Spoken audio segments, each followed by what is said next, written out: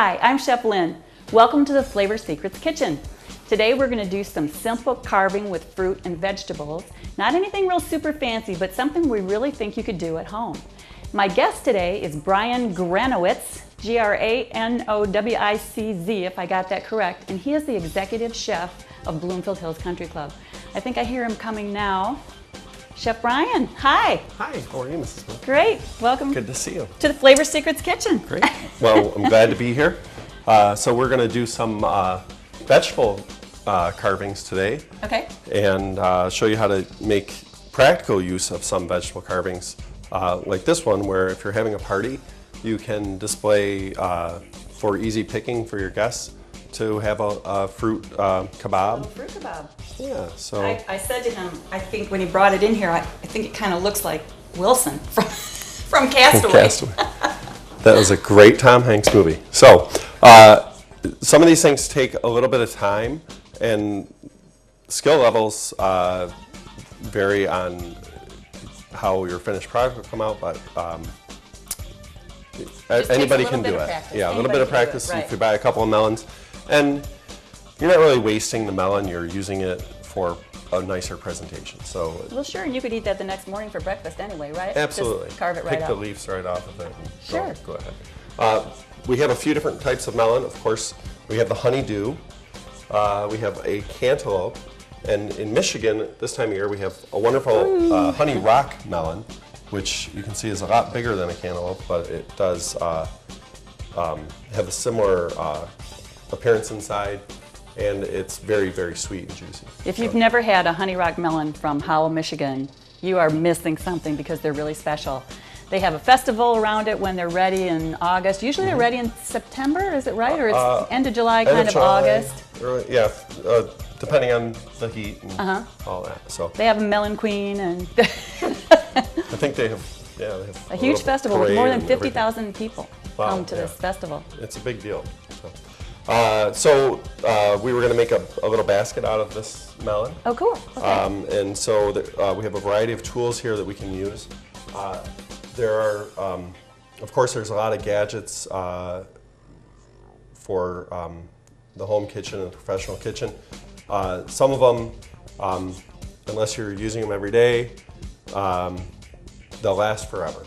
So, but we're going to start by making a melon basket. First, just kind of find a line on the melon that you want to follow.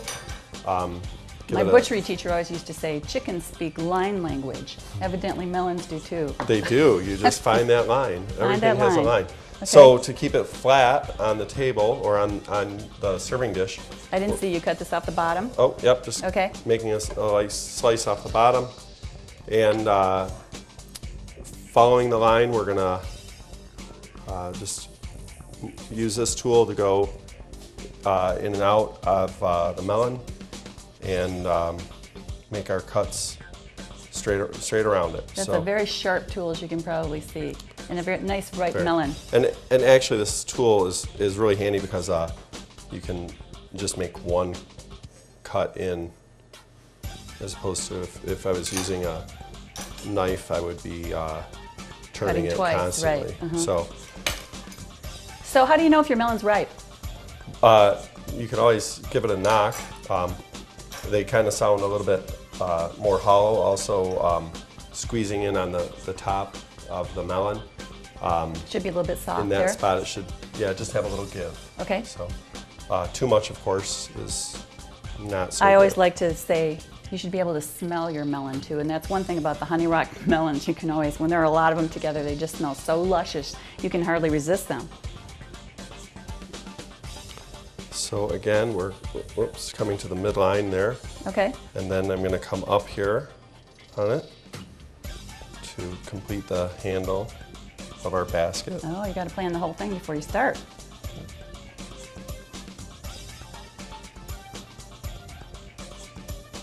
So you're just coming back down to the other side where you started? Yep. Okay, cool. And then starting a new line coming out from there.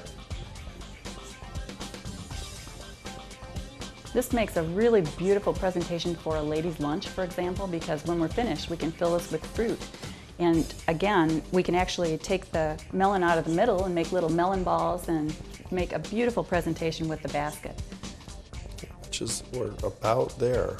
So in just a few minutes, we've made this into a nice presentation piece.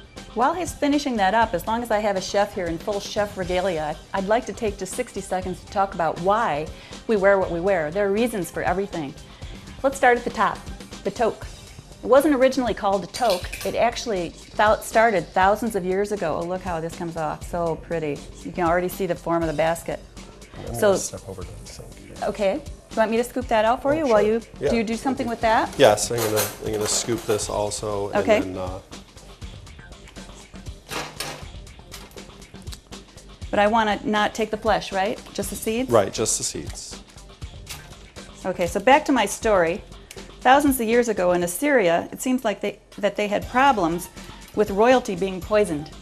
So a good chef was really, really valuable, a good trustworthy chef. And so the chefs actually wore a little crown, and that's how the round hat started. They wore a crown that was similar to what the royalty would wear. This toque actually started in the times of Escoffier, when he wanted to denote different ranks in the kitchen. And they used to have 100 pleats around the top of the toque, with the executive chefs being the tallest, about 12 inches, and then the sous chef or apprentices were about 8 inches tall. And there used to be 100 around there, and supposedly that represented 100 ways a chef could cook an egg. Now, one time I tried to come up with 100 ways and I couldn't, but evidently Escoffier did. So now what he's doing now is just pushing the melon baller down. See how he starts from the top and pushes it in and then turns? That's the best way to get a nice round melon. Then the coat always has double cuffs. Of course, you've got yours rolled up, but those are to protect you from oil and catching grease and things like that. And the coat actually has double-breasted buttons underneath, so you can button it this way, and then if you get a stain on here and you have to run out in the dining room really quickly, you can button it the other way so that your guests won't see it. Then an apron for more protection, checkered pants or a pants with a design in it so they don't show the dirt, and then clogs or heavy shoes so if you drop something sharp, you won't hurt your foot. So there are reasons for all of it. And then there's usually a little pocket for the thermometer and your notes, and you're good to go. Okay, where are we at with our basket? Well, we have some berries to put in now. Okay. A few blackberries, some blackberries, raspberries. We've got the melon in there. We can put some blueberries, some strawberries, and we'll work on that a little bit and show you the finished product later.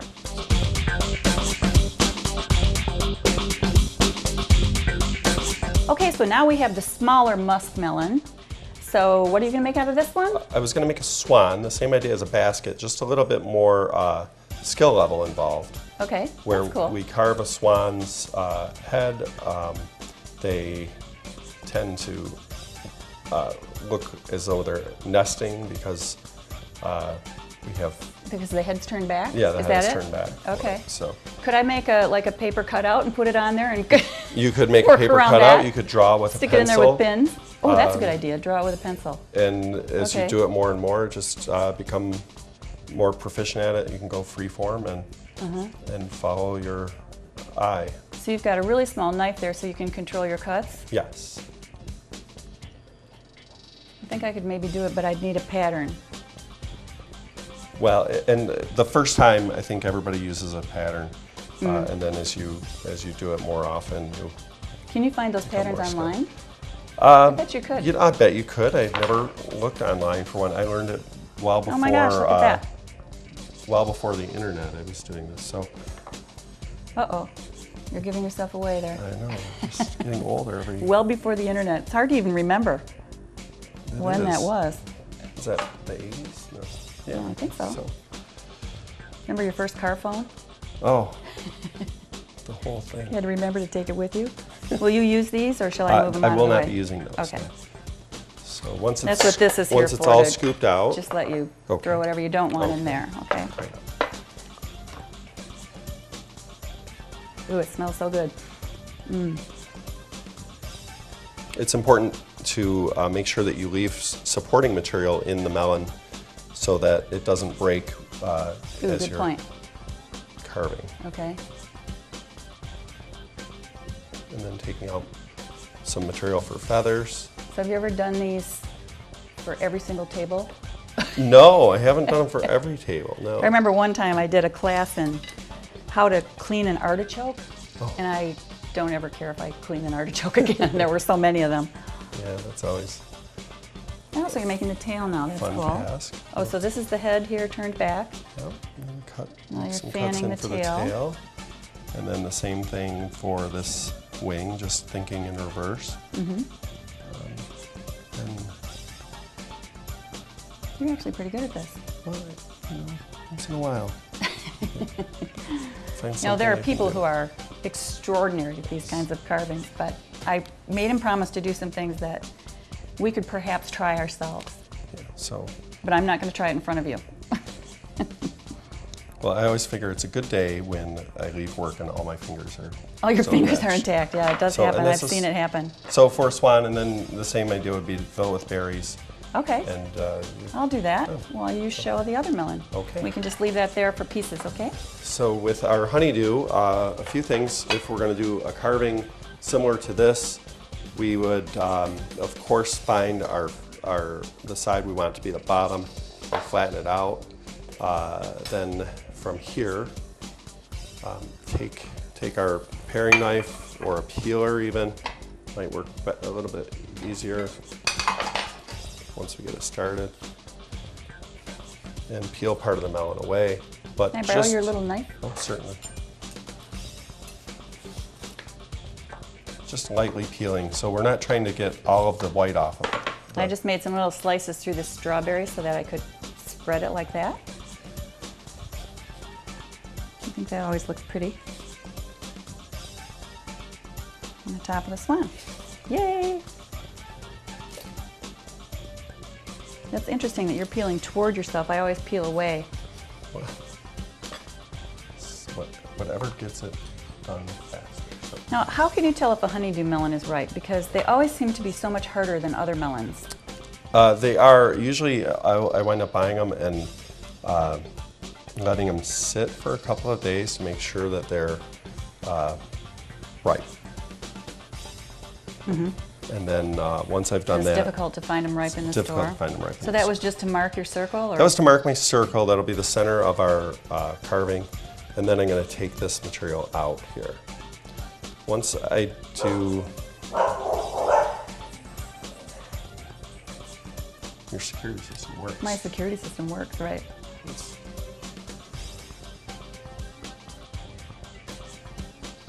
So now you're just, what are you doing here? well, I'm removing some of the material to... Which part? You're making this? Yes, the Okay. very center. And then I'm going to actually mark the melon in quadrants so that I know where the beginning and the ends of each flower petal should be. Oh, okay. So once I do that, I take out some of this material again. Okay. Actually, you wouldn't want this to be too ripe. To be No, able a to firm do melon this. is actually pretty good. I could see you having a lot of trouble making the cuts if it was too mushy. Yeah, it would probably cut your hand if it was too soft. Yeah, that's true. We don't want to do that. So once we have everything cut around, we're going to make another cut around here Okay. and follow that with one more. And that's our first petal. Okay, and then you just continue You doing can that, making them bigger and bigger? Making it bigger and bigger, around and around you go. And it's more That's a lot of about work. the material that you removed than it is about the material that's left. Okay. Or it's as much about that. Mm-hmm. And every time that I'm making my cut, the next cut is angled a little bit more into it to do I it, see, how pretty. to gain the relief. that So you this need. back part you didn't peel, you just peeled half of it. Yeah, I just peeled the part And that's then you're gonna be just going exposed. to If you peeled the peel it whole like thing, the it would, face, Wilson's face. yeah. If you peeled it all, it would start drying out on you, and Oh, ultimately it's edible and servable. so during your party then, you could spray this with water? You could spray it with water or maybe some olive oil. Or, yeah. Okay. So if you continue all the way around, you'll wind up having these nice little petals that go all the way around it. Okay, awesome. And then when we come to the center, we can make a couple quick scores, each one falling into the next one. Mm-hmm. That's the center of the flower. That'll be the center of the flower. And these are straight down instead of being at an angle, because as we go at this one, we're going to go in at a different angle to make so that the flower hasn't quite opened up. I like the way you timed that because you got that little spot out. Yeah. The way you organize that. Perfect. Oh, kismet. Kismet. So. Okay, great. That's all you have to do is just then finish the other part of the circle until it looks like this, and put your fruit kebabs inside there. I love that. And stack up your fruit kebabs. And you can stack the fruit kebabs before your party, or you could do this early in the morning and make your fruit kebabs later that day. How far ahead can you do that? Probably 6 hours. 6 hours, okay. And then would you spray them again before the party? Yeah, spray it again before the party. You might spray it with a little bit of olive oil or something to keep it glistening.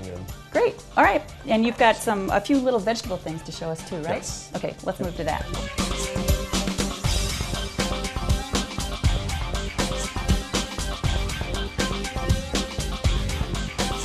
The next item I was going to show you was a fluted mushroom, and these are a traditional garnish for steaks. Some of the people watching remember going to the London Chop House. They might have had a fluted mushroom on a New York strip. Or I do remember those from the London Chop House. Yeah, so you could make these in the morning? You can make these in the morning and put a set one on top little of bit the steak with a little gravy, or? Yep. And to store them, just a little lemon water will store them. So you have all these little pieces of melon or mushroom left. Melons. It's a teeny melon. So then. Oh, and it makes a really pretty top. And it makes a nice top for a steak. So now this on its own doesn't look so good, but when they're sautéed in some butter, they taste great. And they look great. They have a really nice brown color. So I sautéed these maybe about 3 minutes or so, and then just let it sit there. And here's an example of a way you could use those. This is just some chicken cut up and laid on the platter in a spiral. And now I'm going to put just a little bit of milk gravy on it, to which I added a whole bunch of sun-dried tomatoes. We'll just put this kind of to the side. And then we can use these pretty little mushrooms as a garnish. And I think you've got a really pretty plate there for 2 people to have a very nice dinner, for a very special dinner. Okay, what's next? Okay, so next was going to do a little, actually I'll do a little radish flower for you. Radish flower. I always wanted to know how to do these. Do you have to have you don't have to have a really round radish? Round radishes are nice, but sometimes they're not always available, so you have to make do with what you have. Because I found that when I went looking for them, like in this whole package of radishes, there's maybe one that's round. One round. Want to use that one instead? Sure. Yeah, it makes a nice rounder. The better you start with, the better your finished product will be. Okay. So. Not exactly the right time of year for radishes. No, not quite. But the simple radish would be just to cut the radish like this, and then go in, take some of this material out of here so that it's rounded again, and then go back into the radish and cut it again. I gave you a bad radish. I don't like the way that one looks. You're going to have to do it again. Okay. Well, so this is this is a simple radish. Okay. Flower, and if you put it into ice water, it opens up a little bit, kind of blooms for you. Ah, that's how you get that to do that. Okay. I'm set this on here very straight for you. How about if I switch that over? Okay. There you go. And if we go. Okay, so putting it into ice water, then it'll open up a little bit like that. It should open just a bit more, yeah. Okay. Another more complicated one, if you have some time, and I find just doing something like this if at home, if I am watching TV or something. You kind of tip that down? kind of goes There you faster. go. So I put a bunch of slits in it like this. And actually, it's more of a chrysanthemum blossom that we're doing.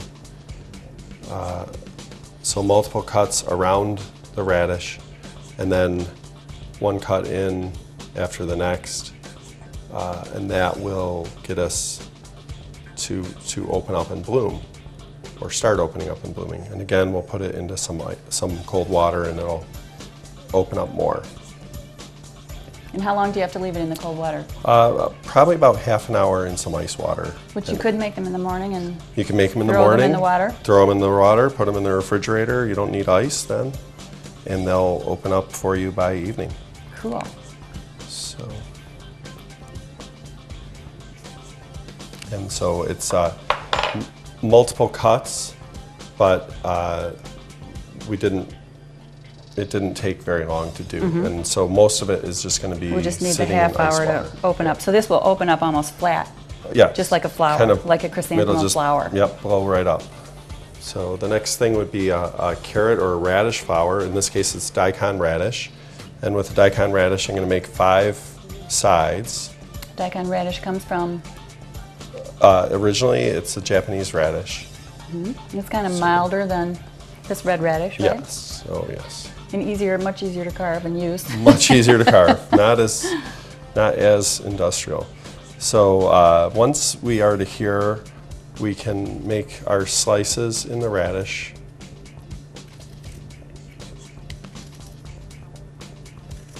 So you're making like 1/4 of an inch. They come about halfway down at a 45-degree angle. Okay. And then I'm going to make a second set of slices that are going to remove some of the material from behind the first set of slices. So you're cutting into the first slice a little bit? Into the material behind the first slice. Okay, so will you take that out then? And then I'll remove that. Ah, I'm getting the hang of it. Yeah, so then it gives you a little more room to play. Okay. So then we'll do a second layer of slices. This one isn't so hard. This one isn't so hard. This is a very simple flower, but it's actually 2 flowers in one. So you could certainly divide it and just have 1 flower, but the idea So would do we be put this in ice water too, if and you it opens up a little bit if you put it in ice also? water, it'll open up more and it'll firm up. Oh, that's and, pretty. I like it on there. You'll be able to use it for other things. And what are these things? So you've got the same thing done with a carrot here, the Yes. same flower with a carrot, and you've got some sage around the base of this, Yep, some and our little flowers, fennel blossoms. and our little bird here, which I just And a little bird destroyed. of paradise. So that's okay. So our little bird. And what is this yellow? Because it makes very that's pretty. fennel. That's fennel. Okay, Yeah, right. fennel It's the fennel flowers. blossom. Yeah. Gorgeous. so- And remember, whenever you make something that someone's going to eat, it's state law that it has to be, you have to put something with it that's edible. Its decoration must also be edible. So on your plate, you can't just go out and pick any old flower out of the garden unless you're sure that it's edible. That's why you often see orchids, certain types of orchids, and you often see nasturtium, because nasturtium are delicious and they're easy to enjoy because they're real peppery. And then if you've never had nasturtium, I think a nice way to try it for the first time is as a nasturtium butter you can make. That's a And- great idea. Yeah. I so- love that. Okay, so this is just a toothpick yeah, with well, the it's- wings. Yep. I think I could have given you a longer toothpick maybe. He doesn't want to stay there. Got too many holes in it. Yes. There, you just have to make another one. We'll just have to keep going. So Okay, so I missed how you made this? it's simply the end of the cucumber and cutting Sliced and then cut cutting some the little feathers tail. into the Okay. tail.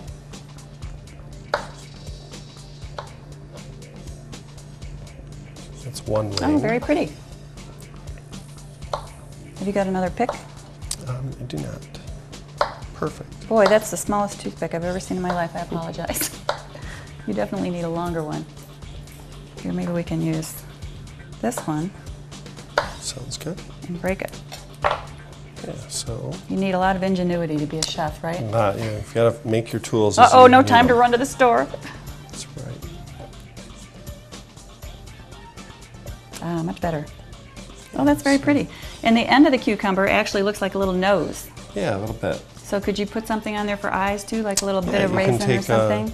your knife and cut a little hole in it for an eye. And then a raisin, or even since we have radishes here, we can take a little shaving of radish and cut that. And stuff Stick it in there. Stick it in. Okay. I'm going to expect to see all kinds of carvings on my plate at Bloomfield from now on. Right, she says. Yeah. And there we go. Great. So 2 little eyes. Okay. And Did you want to do something with this pepper, or? Well, sometimes There we if go. you have this is a Cholula pepper, and we can just take the, Is that a real hot one? and it's not a real hot pepper, but we can make a little beak out of it. I think it might stick. Yeah, no, it's gonna not stick for us. Skewer it. Okay. So Little anytime pepper you beak don't get it to stick, just put some. with the toothpick in there. There you go. Oh, So that's great. he has a little pepper beak on him, so it's more of a parrot or a parakeet for you. Or, There you go. So Okay. and that's it. Great. Well, thanks so much. You taught me a lot today, and I think I'll try everything you made today because it's all fairly simple. This looks terrific. Yeah, great. Thanks for coming, Thank and you we'll for see you having again me. soon. Okay. I'm Chef Lynn. Enjoy.